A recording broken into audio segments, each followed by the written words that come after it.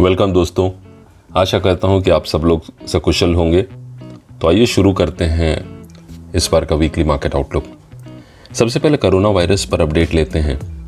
दुनिया भर में कोरोना वायरस के 27.15 मिलियन केसेस, मतलब करीब 3.25 करोड़ केसेस रिकॉर्ड किए गए हैं और अब तक 8,85,000 प्लस डेथ्स हो चुका है।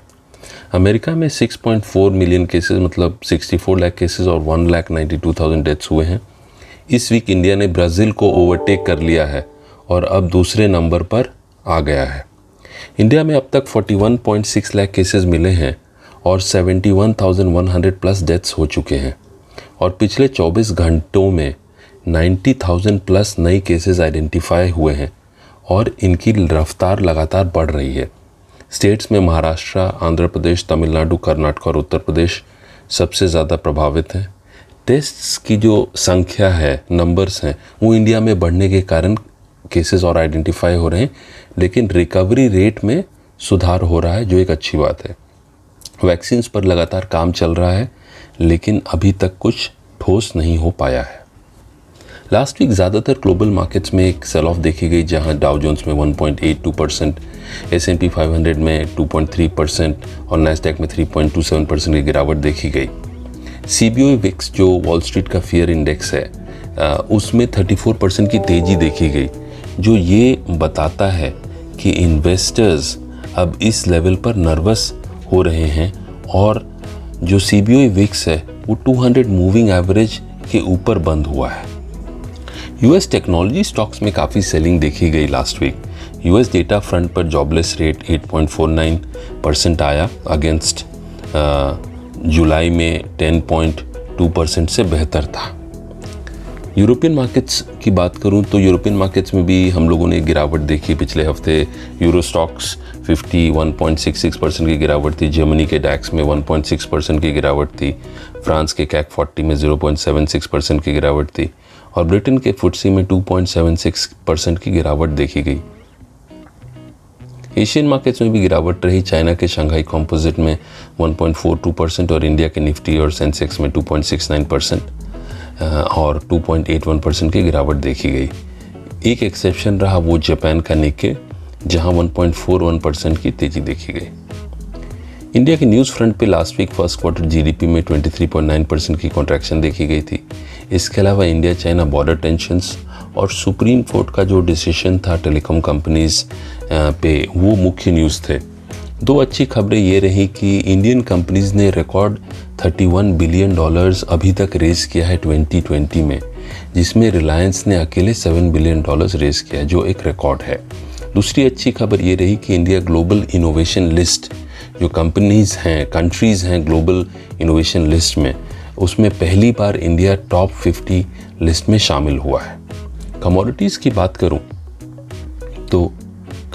बात करूं तो डॉलर टर्म्स में गोल्ड में 1.63% की गिरावट रही और वो $1940 पर ट्रॉय आउंस के करीब ट्रेड कर रहा है। वहीं लंदन सिल्वर $27 पर ट्रेड कर रहा है, जिसमें 1.8% की गिरावट देखी गई लास्ट वीक। तो गोल्ड और सिल्वर में प्रॉफिट बुकिंग और डॉलर में रिकवरी के कारण बुलियन पैक में नरमी देखी हम लोगों ने। इंडिया जो वर्ल्ड का मेजर गोल्ड कंज्यूमर है, वहाँ फर्स्ट क्वार्टर में, मतलब अप्रैल से जून तक में 74% ज्वेलरी डिमांड की गिरावट रही है। ये वर्ल्ड गोल्ड काउंसिल ने एक डेटा रिलीज़ किया है। क्रूड ऑयल की बात करें तो क्रूड ऑयल में नरमी का रुख रहा। NYMEX क्रूड $40 के नीचे ट्रेड कर रहा है, उसमें 7.45% की गिरावट थी लास्ट वीक। ओपेक के प्रोडक्शन बढ़ाने से और US चाइना ट्रेड टेंशंस का असर हमें क्रूड ऑयल प्राइसेस पर देखने को मिल रहा है। रुपया अगेंस्ट द डॉलर साइडवेज रहा और वो 72.5 और 74 के बीच में ट्रेड करता दिख रहा है। FIIs की लास्ट वीक 3,800 करोड़ की सेलिंग देखी गई। वहीं DIIs की भी 1,089 करोड़ की सेलिंग ही थी last week. Nifty put call ratio, जिसे PCR भी कहते हैं, उसके बारे में बोलूँ तो 1.16 है। कैलकुलेशन के लिए टोटल पुट और टोटल कॉल ऑप्शन का OI जो है वो लिया गया है, जो लास्ट वीक से काफ़ी घट गया है। तो सितंबर मंथली सीरीज में मैक्सिमम ओपन इंटरेस्ट 11,500 के कॉल ऑप्शन में और 11,000 के पुट ऑप्शन में देखा जा रहा है। तो ये रेंज एक इम्पॉर्टेंट हो जाता है, 11,000 से 11,500 शॉर्ट टर्म में। जो इंडाइसेस हैं उसमें Nifty telecom index was the best performer last week, अब 3.19% आफ्टर सुप्रीम कोर्ट की जो जजमेंट आई थी। वहीं Nifty bank index was the worst performer, down 6.17%। इस हफ्ते ग्लोबल इवेंट्स में यूएस के इनिशियल जॉबलेस क्लेम्स डेटा और अगस्त का इन्फ्लेशन डेटा, यूरोजोन का अप्रैल और जून जीडीपी एस्टिमेट्स और यूरोपियन सेंट्रल बैंक का इंटरेस्ट रेट डिसीजन। इसके अलावा जापान का अप्रैल जून जीडीपी डेटा और चाइना का अगस्त का इन्फ्लेशन और अगस्त का ही balance of trade data release होगा। तो ये मुख्य जो इवेंट्स हैं वो हैं। इंडिया की बात करें तो 11 सितंबर को जुलाई का इंडस्ट्रियल और मैन्युफैक्चरिंग डेटा रिलीज होगा। इसके साथ सुप्रीम कोर्ट में 10 सितंबर को इंटरेस्ट रेट वेवर पर सुनवाई है, जिसका असर बैंकिंग और फाइनेंशियल स्टॉक्स पर पड़ सकता है।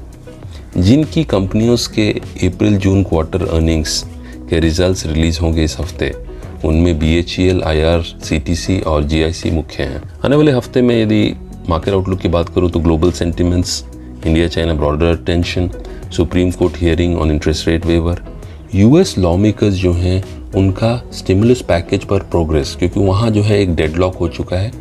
और इसके अलावा यूएस फेडरल रिजर्व की 16 सितंबर की एक मीटिंग है। तो इन सब बातों पर मार्केट्स का ध्यान रहेगा। निफ्टी की बात करूं तो जापानीज कैंडलस्टिक्स के हिसाब से बेरिश पैटर्न, जिसे बेरिश एंगल्फिंग पैटर्न कहते हैं, वो वीकली चार्ट्स पर बना है, जिसका मतलब ये है कि 11,750, 11,850 ऊपर का स्ट्रॉन्ग रेजिस्टेंस बन गया। वहीं सपोर्ट 11,200 और उसके नीचे 11,050 पर देखा जा रहा है।